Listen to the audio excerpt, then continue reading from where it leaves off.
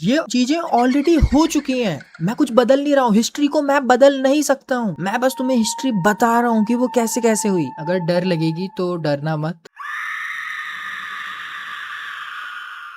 Story शुरुआत होती है बहुत समय पहले से। दो दोस्त थे, अनिकेत और जाकिर। अनिकेत वही है, ठीक है, AK-47। तो ये जब छोटे थे तो ये पढ़ाई में बहुत तेज थे, दोनों के दोनों। तो जब दोनों पढ़ाई में तेज थे और हर चीज में अपने मम्मी पापा से क्वेश्चन पूछते रहते थे, जैसे हर एक नया किड पूछता ही है। तो पूछते थे। तो जाकिर को क्या हुआ कि उसे स्टडीज के लिए जाना पड़ा शहर में। तो जाकिर चले गया हायर स्टडीज के लिए शहर में। उसके बाद कुछ समय के बाद अनिकेत भी हायर स्टडीज के लिए शहर में चले गया, लेकिन दोनों अलग अलग जगह गए पढ़ने के उससे। अब जब ऐसा हुआ, फिर टाइम बीता, दोनों ने अपनी वहाँ पढ़ाई करी, दोनों ने फुल एजुकेशन ली, सब कुछ करा। तो अनिकेत ना वापस आ जाता है कुछ सालों के बाद। जाकिर अभी वापस नहीं आया, अनिकेत वापस आ जाता है। होता क्या है कि वो जब आता है तो उसको पता लगता है कि जंगल में लोग एक एक करके गायब हो रहे थे। समझ रहे हो ना इसका मतलब? जंगल में तो लोग गायब हो रहे थे। उसके मम्मी पापा उसको कह रहे थे कि भाई जंगल में ना मोस्ट प्रोबेबली जब बारिश हो रही हो तब तो बिल्कुल भी मत जाया करो। तो उसने डाउट करा। अब वो पढ़ा लिखा इंसान है, तुम्हें पता है गाइस, जो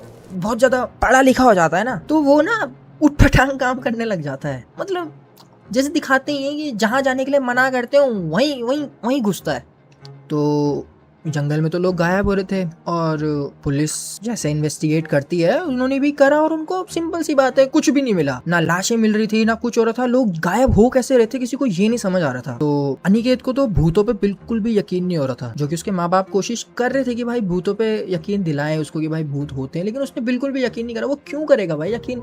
वो पढ़ा लिखा है भाई। तो फिर उसके बाद क्या हुआ, उसने खुद जंगल में जाने का सोचा और उसने तलाश शुरू कर दी उन सब लोगों की। अनिकेत तो जंगल में गया। अभी तो खैर वो दिन के वक्त गया था, तो पूरा दिन जंगल छानने के बाद भी उसे कुछ नहीं मिला। तो अब क्या हुआ, शाम होने लग गई थी और वो फिर नॉर्मल यार, अब जब शाम हो जाती है तो लोग सबके सब वापस आ जाते हैं। जैसे घर से वापस नहीं आते, तो वो घर वापस लौट रहा था। वो यही सोच रहा था कि यार अगले दिन फिर से कुछ इन्वेस्टिगेशन करेगा और वही सब जैसे होता ही है। लेकिन अगली सुबह जो होने वाला था ना, उससे उसकी पूरी जिंदगी बदलने वाली थी। जब वो अगली सुबह उठा तो उसने देखा पूरा गांव,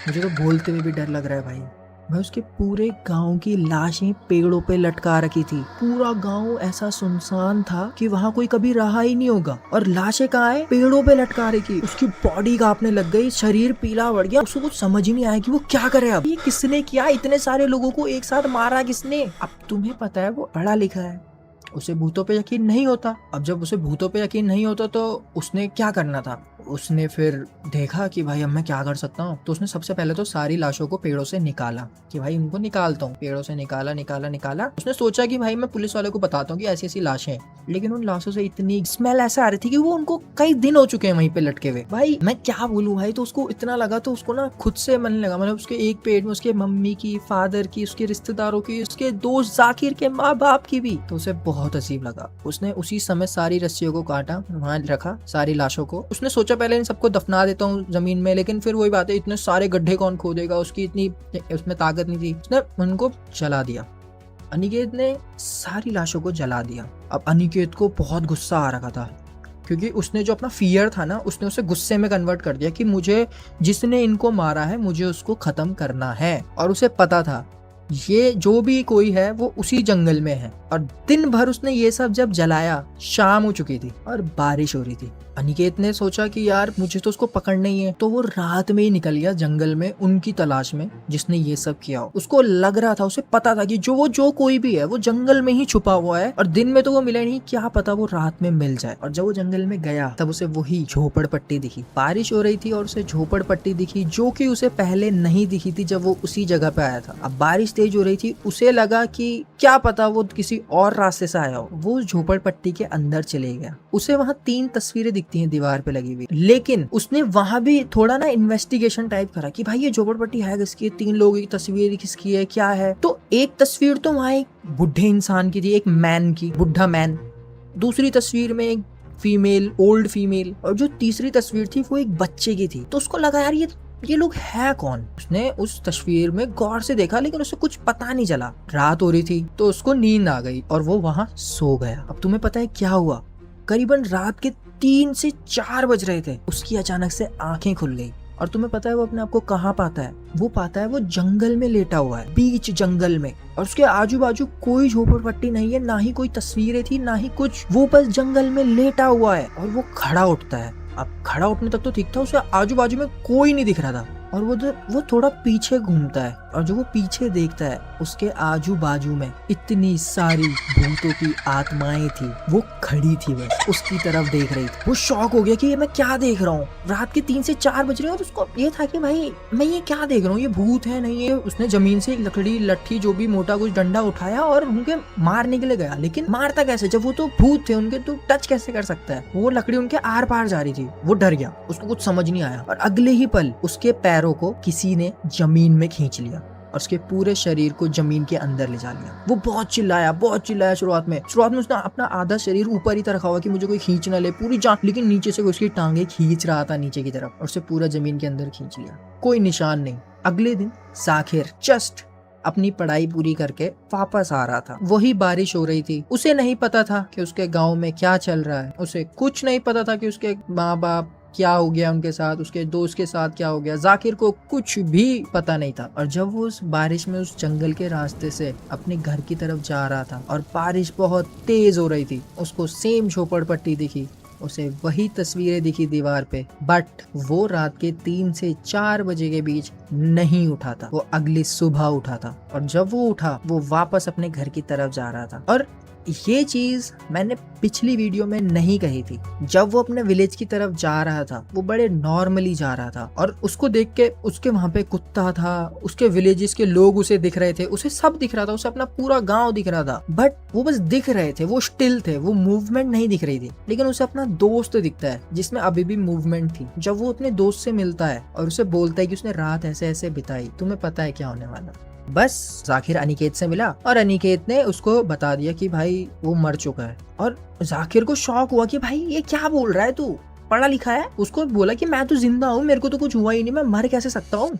अनिकेत ने बोला कि भाई हम सबको भी यही लगा था। फिर वो जाकिर को ऊपर देखने के लिए बोलता है, एंड गेस व्हाट, वहाँ के सारे पेड़ों में लाशें ही लाशें लटकी हुई होती हैं, और उनमें से 2 लाशें होती हैं, अनिकेत और जाकिर की।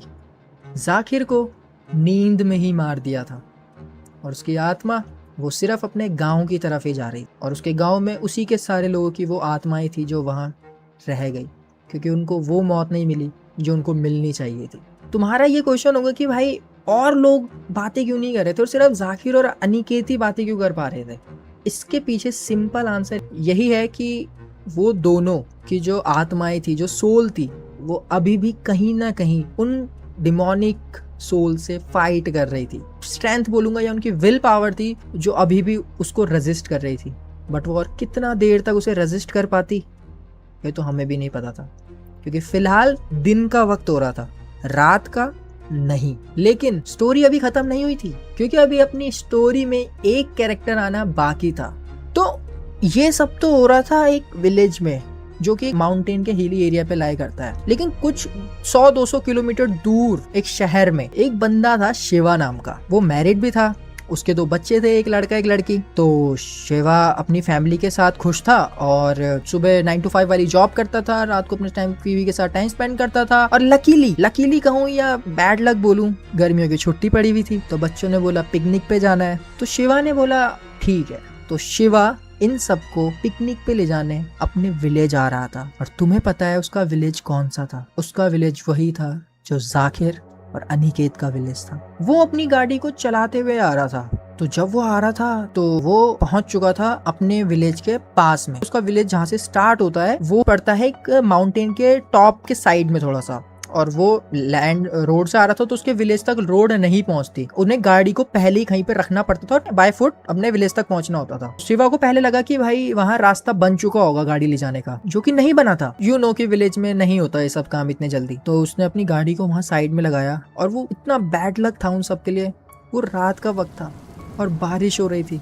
उसने अपनी बीवी और बच्चों को बोला सारा सामान गाड़ी से निकालो, हमें पैदल जाना है। शिवा की वाइफ ने बोला इतनी रात में हम पैदल कहाँ जाएंगे? शिवा ने बोला डरने की कोई बात नहीं है। शिवा अपने विलेज में कॉल लगा रहा था, तो उसे लगा यहाँ नेटवर्क इश्यूज होते हैं, तो इस कारण कोई उठा ना पा रहा हो। तो वो अपनी फैमिली को लेके पैदल ही सेम माउंटेन के रास्ते से जहाँ बारिश हो रही थी चल पड़ता है। उसने अपने लड़के को अपनी गोद पे रह रखा था और उसकी वाइफ ने अपनी बेटी को। सो वो चल रहे होते हैं एंड तो उनको कुछ कवर दिख ही नहीं रहा होता कि वो कहाँ छुपे, क्या करें, कैसे करें। एंड गेस व्हाट, उन्हें वही झोपड़ी दिखती है जो जाकिर और अनिकेत को दिखी थी। अगर तुम कमेंट सेक्शन में हो तो तुम बताओ, अगर तुम्हें नहीं पता होता कि जाकिर और अनिकेत के साथ ये हुआ है, क्या तुम उस झोपड़ी में जाओगे अपनी फैमिली को कवर देने के लिए बारिश से? उसको बारिश हो रही है, उसे कवर लेना पड़ेगा। लेकिन तुम्हें पता है शिवा ने उस मोमेंट पे ये सब करा ही नहीं। वो उस झोपड़ी में गया ही नहीं। उसने अपनी फैमिली को रोका कि ऐसे ही हम किसी भी झोपड़ी में नहीं जाएंगे। उसे पता है कि विलेज में कुछ भी प्रॉब्लम हो सकती है और ये झोपड़ी, उसे लगा कि नहीं हो सकती यहाँ पे ऐसे। उसके मन में डाउट आया। उसकी वो जो होती है ना इंसानों में सिक्स्थ सेंस जिसे हम कहते हैं, उसका अचानक से वो चीज सेंस में आई कि भाई नहीं, उसने वहां एंटर नहीं करा और वो चलते रहा। लेकिन तुम्हें क्या लगा कि वो इजीली इस जंगल से निकल जाएगा? अभी तो बस रात की शुरुआत हुई है। आगे जाके उसको एक पेड़ पे एक इंसान दिखता है बैठा हुआ। शिवा उसे बहुत गौर से देखता है।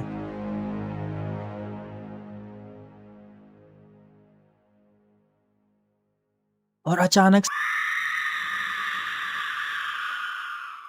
जल्द से जल्द बताओ, क्योंकि अभी स्टोरी खत्म नहीं हुई है, अभी तो सिर्फ शुरुआत हुई है। वो झोपड़ी किसकी थी? अनिकेत को किसने नीचे खींच लिया था? जंगल में रात के वक्त किसकी आत्माएं दिखती हैं? और उन विलेजर्स लोगों की जो आत्माएं वही हैं, उनका क्या होगा? क्या अनिकेत, जाकिर, क्या उन आत्माओं से लड़ पाएंगे भी?